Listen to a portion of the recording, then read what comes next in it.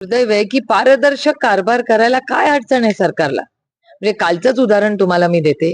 काल माननीय मुख्यमंत्र्यांनी एक अतिशय चांगला निर्णय घेतला, मी त्याचं मनापासून स्वागत करते. ते काय म्हणाले, ज्या OSD किंवा PS वर कुठलाही आरोप झाला असेल तर त्याला अशा काय फिक्सर का काहीतरी शब्द त्यांनी वापरला माननीय मुख्यमंत्र्यांनी, यांना आम्ही ठेवणार नाही. जे पारदर्शक आणि चॅनल्सनी त्याचं स्वागत केलं, मी मनापासून त्याचं स्वागत करते. पण मग एक निर्णय OSD ला आणि एक निर्णय मंत्र्यांना, हा कुठला न्याय?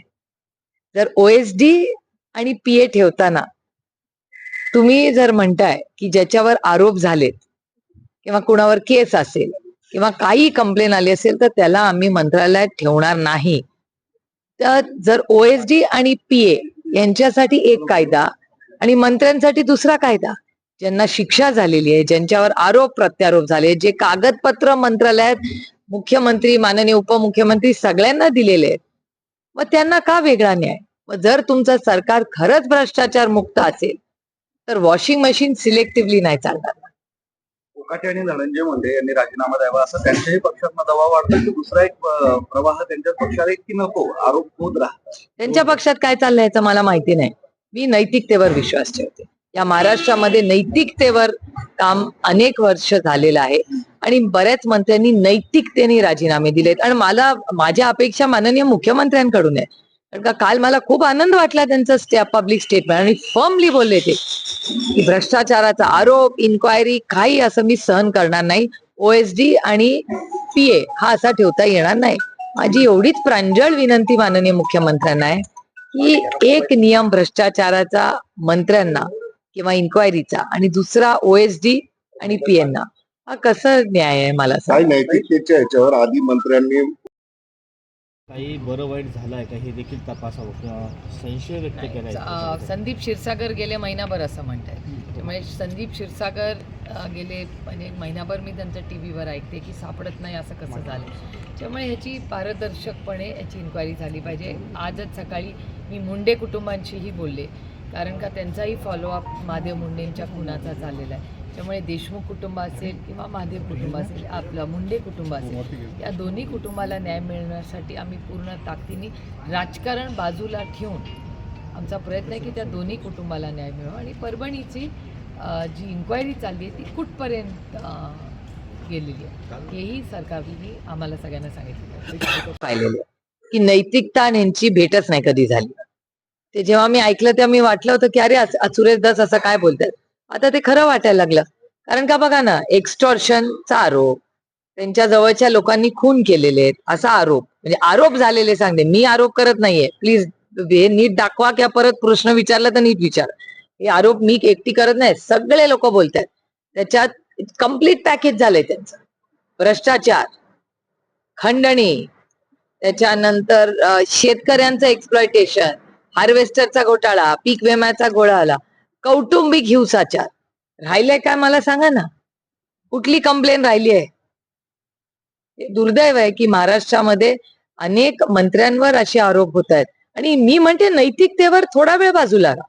तुम्हाला जर हार्वेस्टरचा घोटाळा, पीक विम्याचा घोटाळा किंवा युरियामध्ये जे आरोप झाले किंवा कौटुंबिक हिंसाचार, एक्स्टॉर्शन, या सगळ्यामधून तुम्ही जर मुक्त झाला तर तुम्ही परत येऊ शकता, माझं काहीच म्हणणं नाही.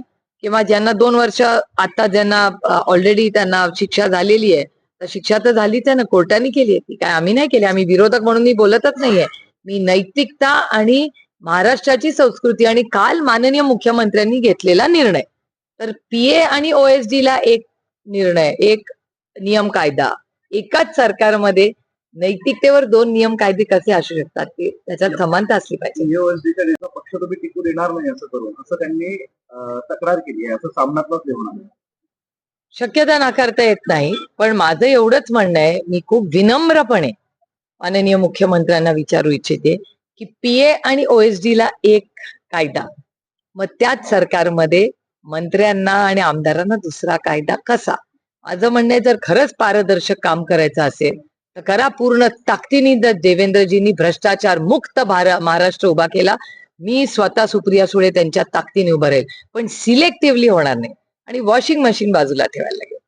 काही जयंत पाटील आणि बावनकुळेंची भेट झाली, जवळपास अर्धा तास भेट झाली. दोघांनी खुलासा केला की राजकीय भेट. मी स्वतः दिल्लीला 4 दिवस होते. मी 6 मंत्र्यांना भेटले आणि माझ्या तर अर्धा तासापेक्षा जास्त टिकले असतील meeting. मग तुम्ही काय अर्थ काढणार? म्हणजे जयंत पाटील मल्टिप्लाइड बाय 6 मी 6 केंद्रात आणि मी दरवेळीच मंत्र्यांना भेटते, त्याचे फोटो टाकते. माझ्या इतकं केंद्रीय मंत्र्यांना कोणीच भेटत नसेल या भागात. म्हणून का अहो, एकदा आम्ही लोकप्रतिनिधी आहोत, मंत्र्यांकडे आमची सगळीच कामं असतात. आता रेल्वे मंत्र्याची आणि माझी सारखीच भेट होते, कारण का माझ्या लोकसभा मतदारसंघातली कामं असतात. नेहमीच जलजीवन मिशन CR पाटलांकडे किती कामं असतात, कारण का जलजीवन मिशन माझ्या मतदारसंघात इम्प्लिमेंट होत आहे, त्याच्यात चॅलेंजेस आहेत, त्यामुळे वारंवार त्यांची भेट घ्यावी लागते.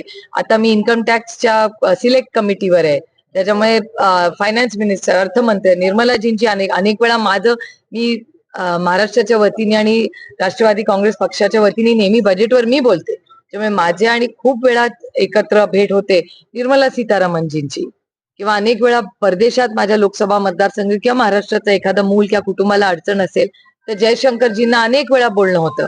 म्हणून काय असं नसतं, एकदा निवडून आल्यानंतर आमची नैतिक जबाबदारी असते की सगळ्यांची गाठी भेटी घेऊन आमच्या राज्याची, देशाची आणि मतदारसंघाची कामं करणे. आणि शिवसेना विरोधात ज्यांनी निवडणुका लढल्या त्यांना ताकद देण्याचं काम केलं जातं, त्यांना पक्षात घेतलं जातं आणि त्यामुळे महायुतीत आता संघर्ष एका प्रकारे पाहिला, खास करून तुमच्या तो त्यांचा अंतर्गत प्रश्न. हा प्रश्न तुम्ही त्यांना विचारा पाहिजे, मी कसं सांगणार? मला इथलं सगळं माहिती आहे. तुम्ही सिलेक्ट कमिटीचं विचारा, तुम्ही बीड मधलं घटना, परळीत काय झालं, परभणीला काय झालं, आजची इकॉनॉमी काय आहे, इन्व्हेस्टमेंट किती येत आहेत, रुपी आता काय स्ट्रेंथनिंग आहे, आता कालच रुपी आणि खाली गेलाय, हे सगळं मला माहिती आहे. त्यांच्या महायुतीमध्ये आज काय चाललंय त्याचं मला ज्ञान फार कमी असतं. Okay, thank you.